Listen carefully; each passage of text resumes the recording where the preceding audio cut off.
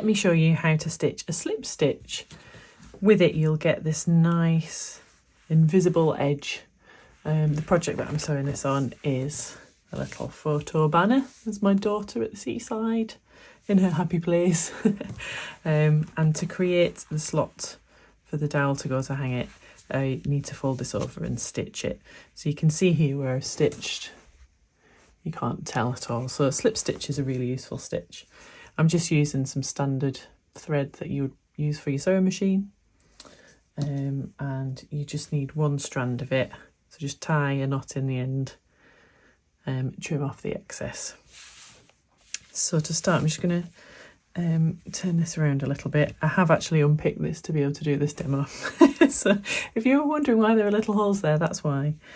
So what I'm going to do just to start is I want to hide the knot. So I'm just going to take my needle through there. You can see I'm not coming to the right to the back there. I just need to literally hide it.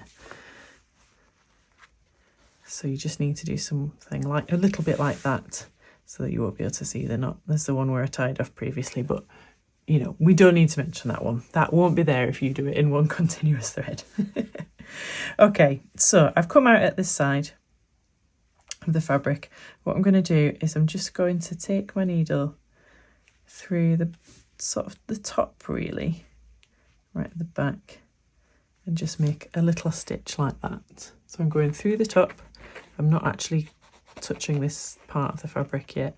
I'm just going to take my needle through there to get to where I need to be. Now, because I'm doing up a hole here, I'm just going to go back a little bit. So, similar thing, we're catching the back of the fabric, so not the front, because obviously we don't want any stitching to be visible on this side. Just catching that layer of fabric there and move through. So you don't catch this edge here, just that side, and pull through. And that joins that nicely together. So we need to go back to this top edge here, and again, just at the top, make a little stitch and slide through.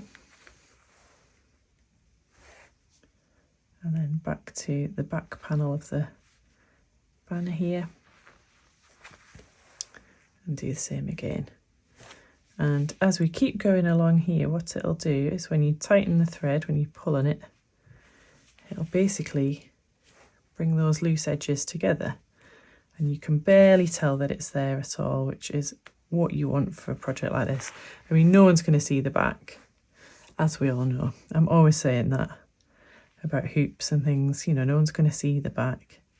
It's the same with this banner. However, it is nice sometimes to just finish things off properly, and a slip stitch is a really useful little invisible stitch that we can use to do that. If you're worried that you're going through, you can just turn it over every time and check. That's easy to do. So we only need a few more in here, really. I don't use this stitch very often, but when you need it, it's extremely handy.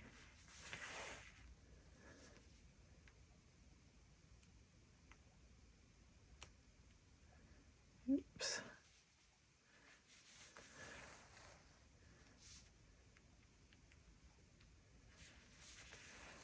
Now you might want to just catch in the end again there.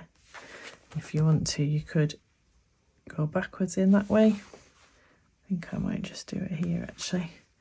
Now usually to tie off at the end, what I do is go back through that loop, so just catch it before you finish pulling through, and then just tie it in there again, and then trim it really closely to the knot so you haven't got any bits of thread visible. Just going to trim off that bit because I've got a bit coming out of the fabric while we're here. So there we go. Can't see anything from the front. You can barely see anything from the back except from where I tied it off before. But that's it. That's slip stitch.